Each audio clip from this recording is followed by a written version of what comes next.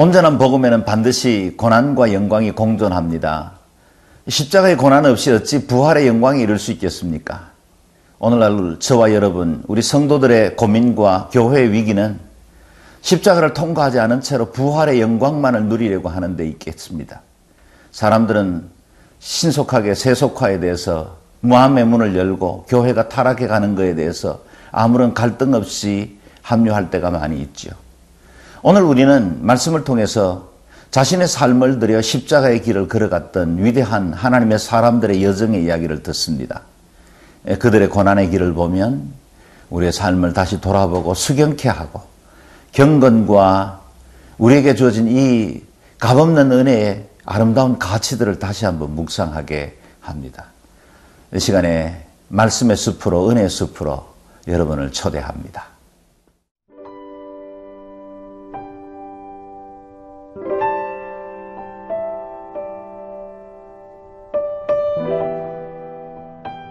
고린도전서 4장 9절에서 21절 말씀입니다.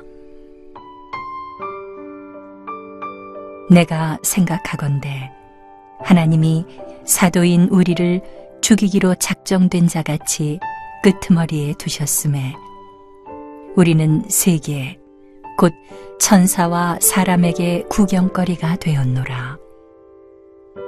우리는 그리스도 때문에 어리석으나 너희는 그리스도 안에서 지혜롭고 우리는 약하나 너희는 강하고 너희는 존귀하나 우리는 비천하여 바로 이 시각까지 우리가 줄이고 목마르며 헐벗고 매맞으며 정처가 없고 또 수고하여 친히 손으로 일을 하며 모욕을 당한 즉 축복하고 박해를 받은 즉 참고 비방을 받은 즉 권면하니 우리가 지금까지 세상의 더러운 것과 만물의 찌꺼기같이 되었도다. 내가 너희를 부끄럽게 하려고 이것을 쓰는 것이 아니라 오직 너희를 내 사랑하는 자녀같이 권하려 하는 것이라. 그리스도 안에서 1만 스승이 있으되 아버지는 많지 아니하니 그리스도 예수 안에서 내가 복음으로써 너희를 낳았음이라. 그러므로 내가 너희에게 권하노니 너희는 나를 본받는 자가 되라. 이로 말미암아 내가 주 안에서 내 사랑하고 신실한 아들 디모데를 너희에게 보내었으니 그가 너희로 하여금 그리스도 예수 안에서 나의 행사 곧 내가 각처 각 교회에서 가르치는 것을 생각나게 하리라. 어떤 이들은 내가 너희에게 나아가지 아니할 것 같이 스스로 교만하여졌으나 주께서 허락하시면 내가 너희에게 속히 나아가서 교만한 자들의 말이 아니라 오직 그 능력을 알아보겠으니 하나님의 나라는 말에 있지 아니하고 오직 능력에 있음이라. 너희가 무엇을 원하느냐? 내가 매를 가지고 너희에게 나아가랴. 사랑과 온유한 마음으로 나아가랴. 고린도 교회의 분쟁 그리고 사도 바울에 대한 비판이나 판단의 소리는 고린도 성도들이 참되신 복음의 의미와 본질 그리고 그 복음이 저들에게 전해지기까지의 아름다운 수고가 있었다는 사실을 잃어버린 채로 그저 껍데기 신앙만 가지고 있었기 때문에 생긴 문제들이었습니다. 사도 바울은 저들에게 복음의 영광이 얼마나 놀랍고 아름다운 것이며 또한 이 일을 위해서 수많은 믿음의 사람들이 희생하고 섬겨서 여기까지 왔다는 사실을 보여주고 싶어 했습니다. 저들은 스스로 자고하고 배부르고 가지고 교만했고 지혜롭다고 생각해서 왕노릇하는 것처럼 다른 사람들의 교훈이나 생각들을 판단하는 자리에 와 있었던 것입니다. 사도 바울은 이 일이 복음의 본질로 돌아가야 하고 어떤 수고와 희생을 통해서 복음이 전해졌는지를 가르치고 싶었던 것입니다. 9절 말씀입니다. 내가 생각하건대 하나님이 사도인 우리를 죽이기로 작정된 자같이 끄트머리에 두셨음에 우리는 세계 곧 천사와 사람에게 구경거리가 되었노라. 아마도 로마 시대를 살고 있었던 사도 바울은 이 말씀을 하실 때 콜로세움 같은 경기장 안에 들어가던 검투사를 연상했을 것입니다. 그리고 그들은 생명을 내놓고 수많은 사람들의 그저 쾌락을 위한 눈요깃감으로 자기 생명을 걸고 싸워야 했던 모습들이 있었죠. 복음을 전하던 사람들은 희생과 자신의 삶을 들인 생명의 수고를 다해서 희생하고 해산의 고통을 낳아야만 교회는 세워지고 영혼은 얻어지는 것입니다.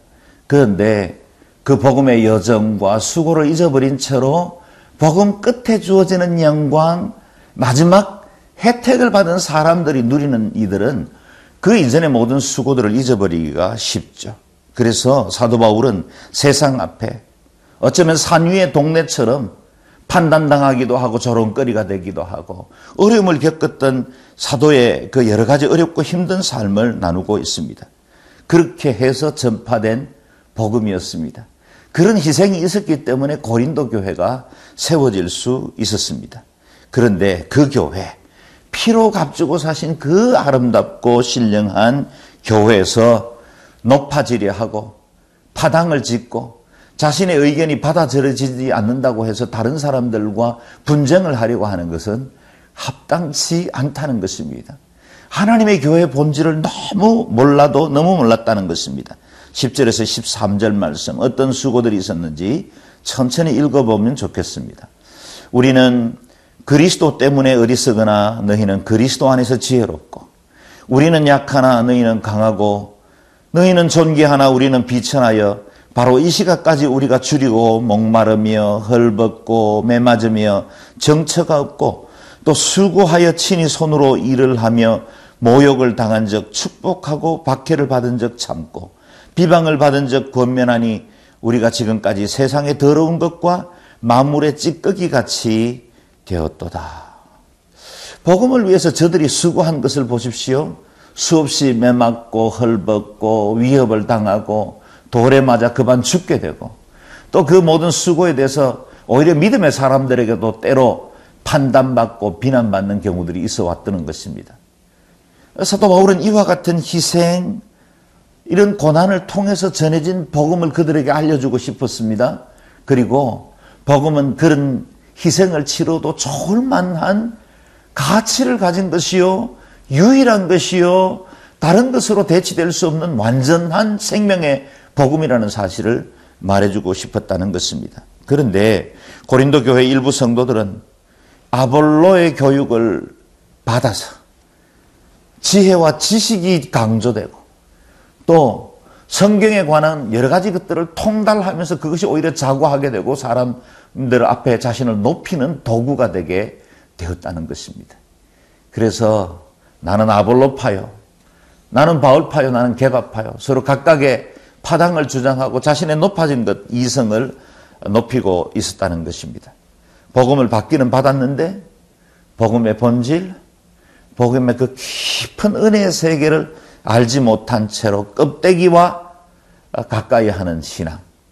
오늘날에도 이 피상적 신앙이, 가벼운 경박한 신앙이 교회를 어렵게 하고 공동체를 파괴하고 우리 신앙생활에 많은 장애와 걸림돌이 되는 것을 보게 됩니다.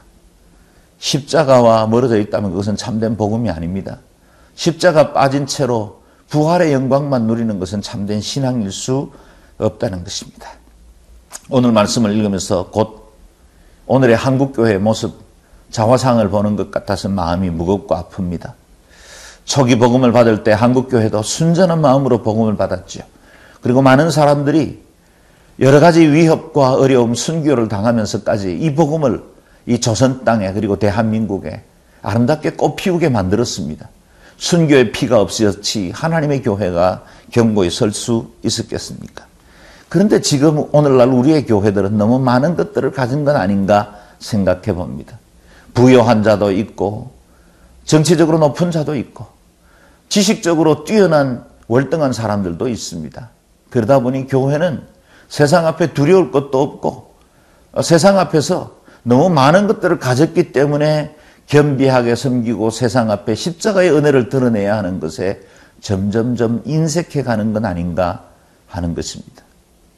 참된 십자가의 본질, 그리스도의 사랑, 그것은 낮아지는 것입니다. 섬기는 것입니다.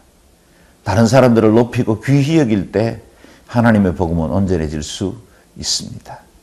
오늘 저와 여러분 안에 복음 앞에, 오늘 말씀 앞에 무엇을 돌아보아야 할까요? 무엇을 내려놓는 것이 마땅할까요?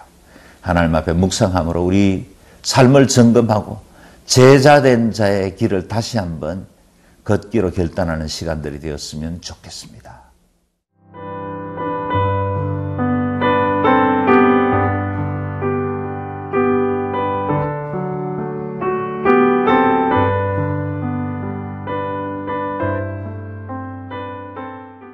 사도 바울이 이렇게 복음의 고난과 사도들의 수고를 강조하는 것은 고린도 교회 성도들을 부끄럽게 하려는 것이 아니라 저들로 참된 제자됨, 제자도의 길을 걷도록 초대하기 위함이었습니다.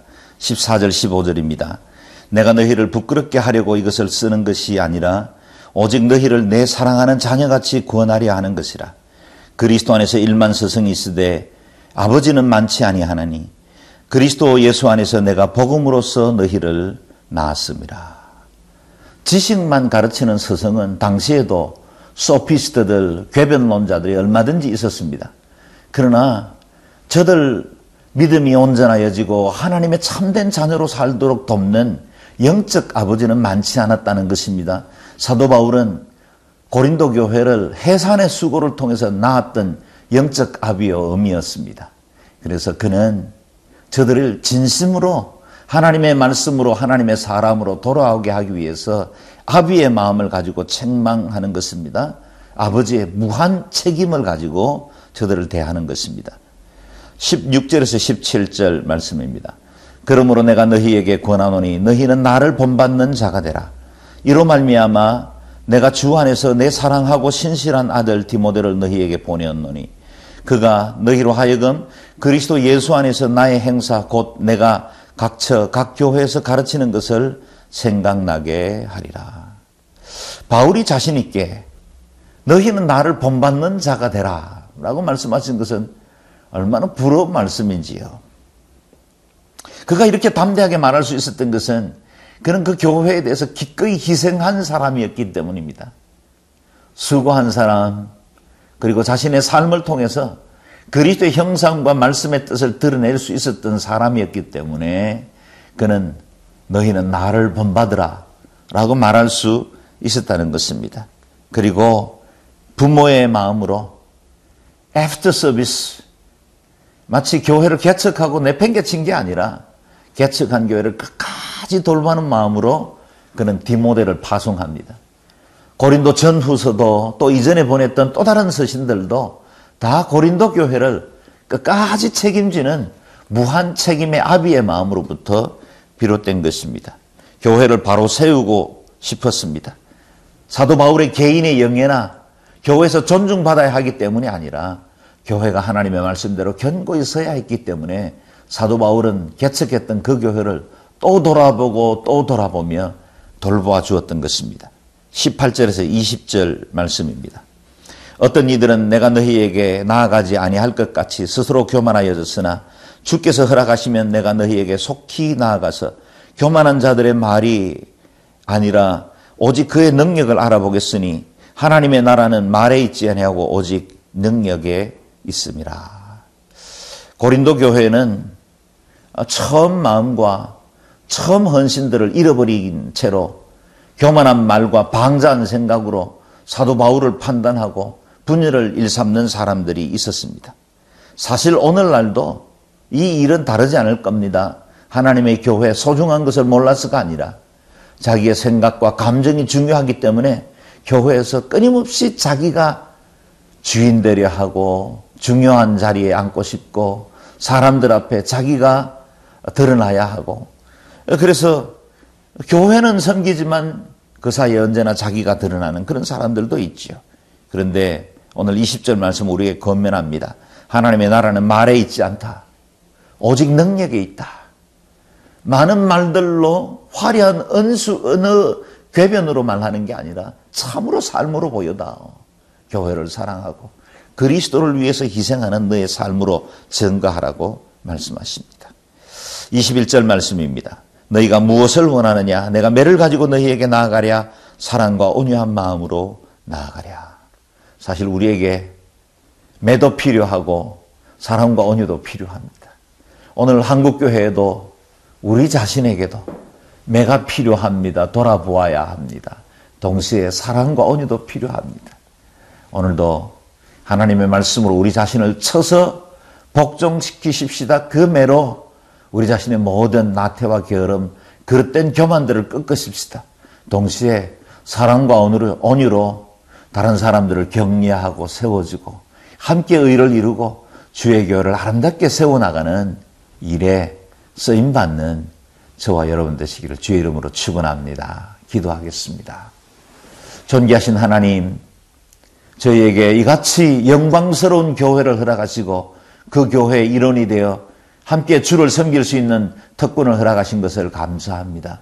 주의 교회를 더욱 사랑하고 섬기며 하나님의 나라와 뜻을 이루기 위해 부족함이 없는 자로 쓰임받는 저희들 되게 도와 주시옵소서. 감사하고 예수님 이름으로 기도드리옵나이다. 아멘.